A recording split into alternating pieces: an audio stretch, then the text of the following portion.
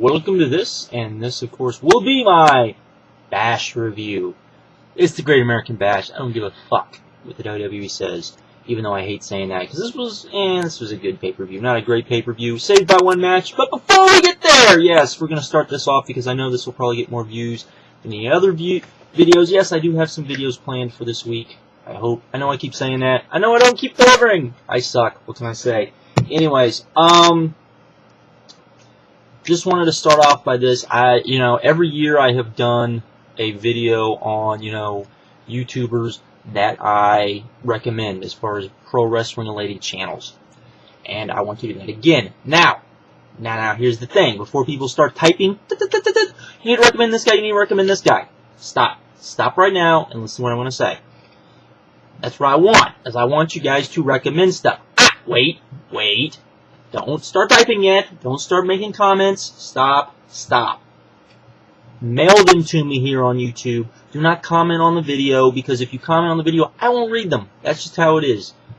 Send them to me via email here on YouTube. Now, there's another catch.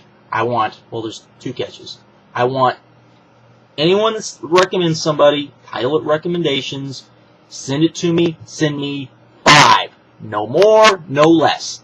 5. You don't send me 5, I'm just going to look at it and go, bye. You send me more than 5, bye. Not going to read it. Not going to bother with it, because that's not what I asked for. Yes, I'm going to be a dick about it. Sorry. So send me 5. Send me 5 channels. Wrestling related. Don't care what they are. Just as long as they're wrestling related and they're good channels. Don't give me train wreck channels that you're recommending because you think they're funny and oh my god, you got to watch this. Not that sort of thing. I want good channels that you think are entertaining for the right reasons. Okay? Send me 5. Also, make sure they are less than 1,000 viewers. Or 1,000 subscribers. It's not viewers. Hope they get more than 1,000 views. Anyways, 1,000 subscribers. Here's why. Every time I've done one of these videos, people bitch and moan, oh, you're only talking about the people that people know about. Even though on every single video people go, oh wow, I've never heard of half of these people. Wow. And also, I kind of do this just to kind of, in my mind, let people know who I think do a really good job on YouTube and really do good work. Not just to be recommending people to recommend people. So, keep that in mind. I want good channels. I want 5 of them. And this is not a voting contest. I'm not asking for votes. I'm asking for you to recommend to me so I can view and go, oh wow, I like this, and maybe see people that I wouldn't normally see. I don't see everybody on YouTube. I know probably not everybody sees everybody on YouTube, so I'm asking you to recommend them to me. Now, here's the other thing. There's a time limit on this too, because I can't keep getting recommendations. July 4th, 2009. That'll be Saturday after I make this video. This video should be up on Monday at some point, depending on where you live in the world. So, that's it. Mail me. Do not comment on this video. I know some of you jackasses will do it anyways. Don't do it. 5. No more, no less. Mail them to me here on YouTube. It will be fine. I've already cleared out my freaking mail account. I will have more than enough, It's time to go through them all, I hope. And hope you guys recommend them. I'm not going to lie, the guys that do get a lot of recommendations will probably get a little bit more love than some of the guys that don't. But I am going to try to watch all of them that you guys recommend. Again, less than 1,000 subscribers. I think that's fair. And then we'll kind of go from there, won't we? And yes, when I do the video, just so people know, yes, there will be people with over 1,000. There will be people well over 1,000 subscribers, because I think that's the right way to do it. That's just me. There we go. Out of the way. I know some of you probably didn't give 2 rats' asses about what I just said, but I don't give a shit. There we go. Alrighty, let's start with this pay-per-view. The Bash. The Great American Bash. Red, white, and blue. Kind of celebrating a little early. Always liked the Great American Bash. Always liked it myself. But yeah, WWE started up. Anyways, another childhood memory dashed and destroyed. We started the night out with the ECW Scramble match. Yeah, it was what it was. They kind of changed the rules a little bit, but it was still just kind of there. Not as good as,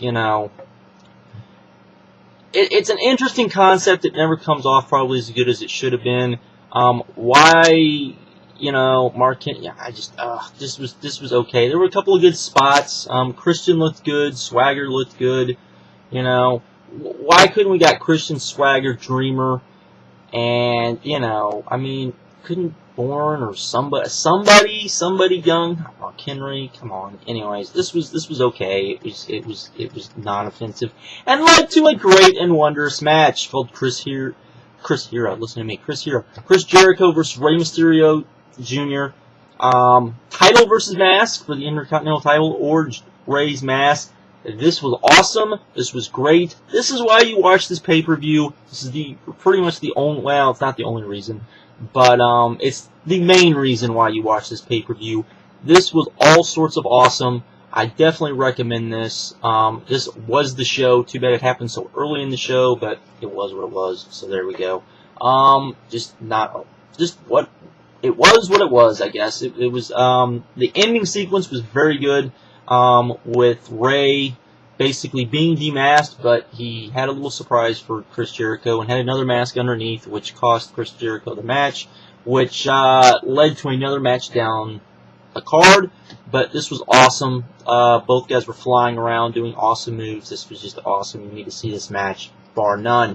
Next we had Dolph Ziggler versus the Great Khali. And you know what? This wasn't all that bad when it was just Ziggler and Khali. For whatever that, Ziggler went out there, bumped his ass off.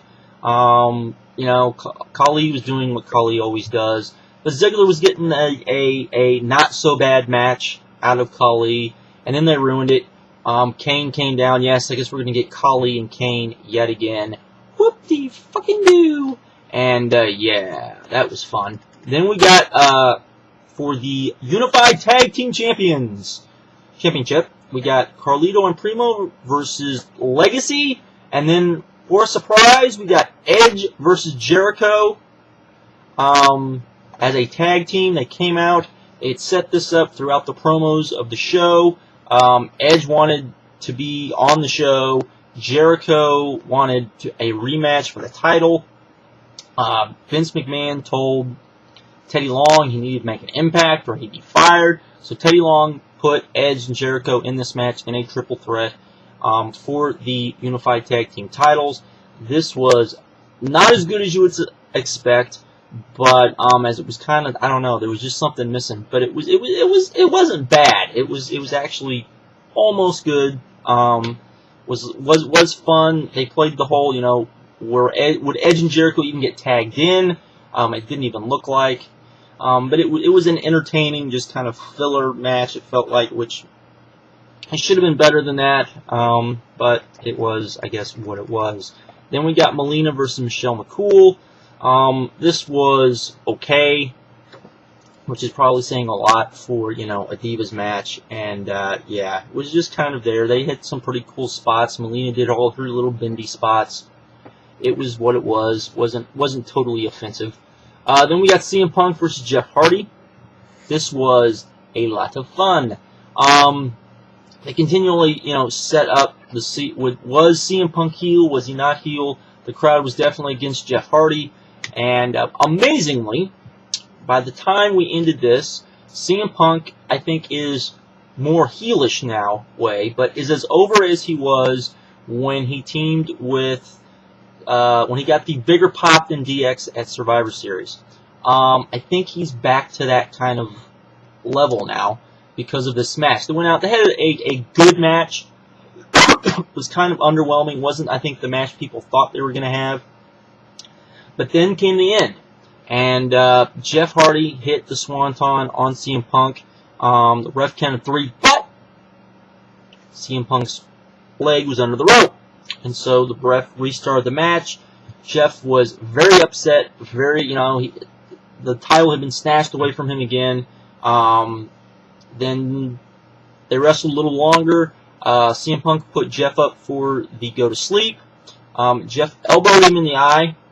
CM Punk fell over, was cringing his eye, running away from Jeff. The ref was checking CM Punk, making sure he could continue because his eye was hurt. Jeff wanted to, beat Punk. The ref kept pushing Jeff away, and then Punk, acting like he couldn't see what he was doing, kicked the referee in the back, causing a disqualification. This pissed off Jeff. Jeff then started attacking Punk, so Jeff got even more over. Punk was even more over as a heel at the end of this, even though he really wasn't playing a heel. This was beautifully done. This was great. It wasn't the main event, so it didn't upset me too bad. Probably you could have done this on SmackDown, but it would have been even awesome on SmackDown. I think this was awesome, and it worked on a pay-per-view. And, you know, Michael P.S. Hayes gets a 2 big thumbs up for booking, telling the story, and getting the guy over more than he was, which leads us right to Miz and Cena, and the Raw group gets a big fucking thumbs down on the exact same fucking thing. Jesus H. Christ. Okay, John Cena versus The Miz.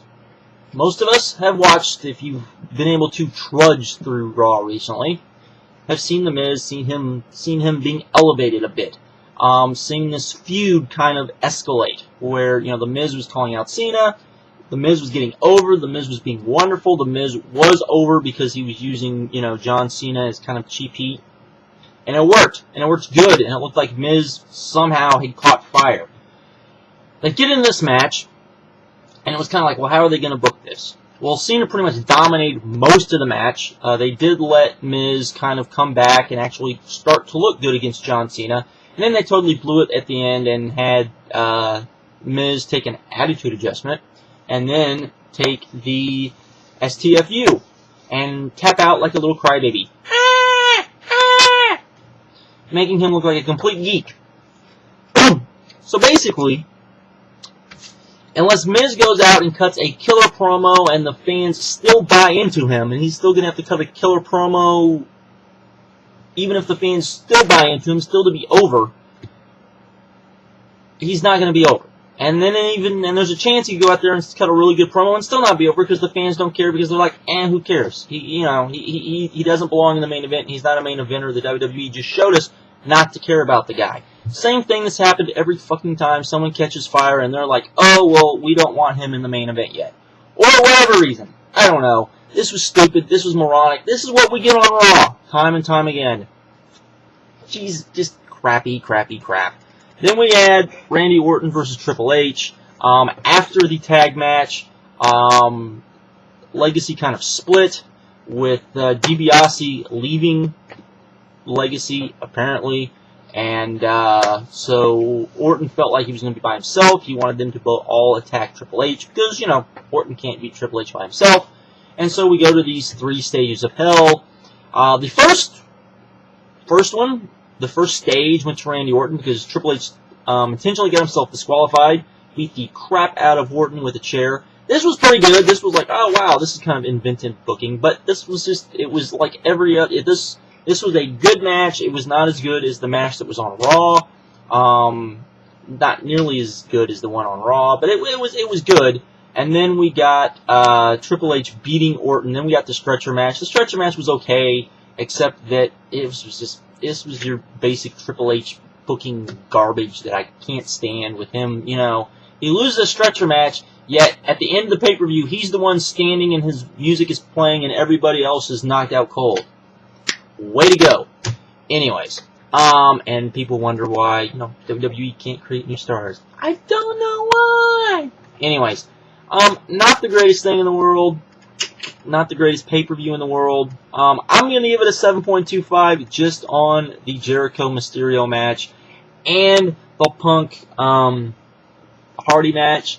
You know, I thought that the Orton Triple H match was good, but, you know, it was just, it was good, but it was good, just good. You wouldn't have to watch it. If you watch it, you go, oh, that's a good match, but it's not something you felt like you had to watch.